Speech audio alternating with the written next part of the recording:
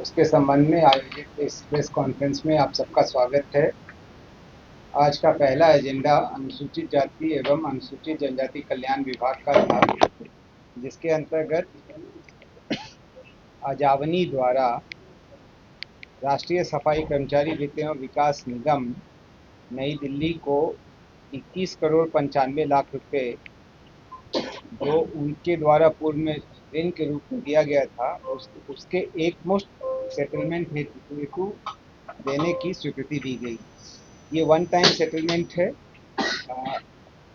ब्याज के साथ ये राशि ज़्यादा हो गई थी। वन टाइम सेटलमेंट में मात्र मूलधन वापस करने से यह राशि का भुगतान पूर्ण हो जाएगा और इसके बाद फिर से अजावनी को राष्ट्रीय समिति से राशि प्राप्त हो सकेगी। आपदा प्रबंधन विभाग का दूसरा एजेंडा था, जिसमें बिहार नागरिक सुरक्षा क्षेत्रीय आशुलिपिक संवर्ग नियमावली 2017 के नियम 6(2) एवं 8 में आशुलिपिक पद पर सीधी भर्ती के लिए निर्धारित न्यूनतम उम्र सीमा और परिवीक्षा अवधि के प्रावधान में संशोधन की स्वीकृति दी गई। न्यूनतम अवधि चूंकि ये इंटरमीडिएट लेवल का है तो घटाकर 18 वर्ष की गई और परिवीक्षा अवधि को 1 वर्ष किया गया, जो पहले 2 वर्ष था। कला एवं संस्कृति विभाग का अगला एजेंडा था, जिसके तहत बुद्ध सम्यक दर्शन संग्रहालय सह स्मृति स्तूप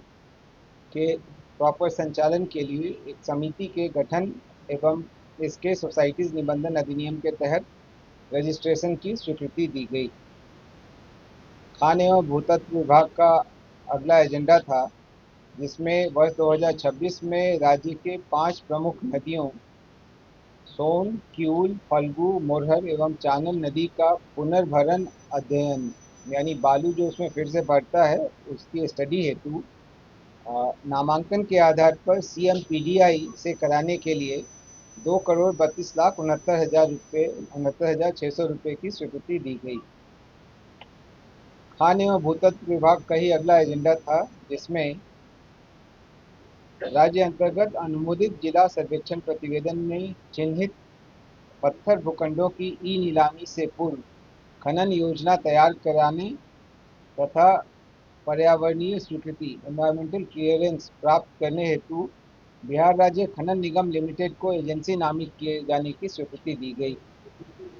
इससे इन भूखंडों की नीलामी के पूर्व ही सारी स्वीकृति प्राप्त हो सकेगी और नीलामी के पश्चात जिनको भी नीलामी मिलेगी वो तुरंत इसका कार्यान्वयन प्रारंभ कर सकेंगे। पूर्व में ऐसा ही प्रावधान विभाग ने बालू के मामले में भी किया है। नगर विकास एवं आवास विभाग का अगला एजेंडा था, जिसमें ग्रीनफील्ड सैटेलाइट टाउनशिप क्षेत्र में भूमि क्रय विक्रय स्थानांतरण पर अधिरोपित रोक के मद्देनजर भूस्वामियों की तात्कालिक आवश्यकता के कारण बिहार राज्य आवास बोर्ड को राजस्व एवं भूमि सुधार विभाग द्वारा अधिसूचित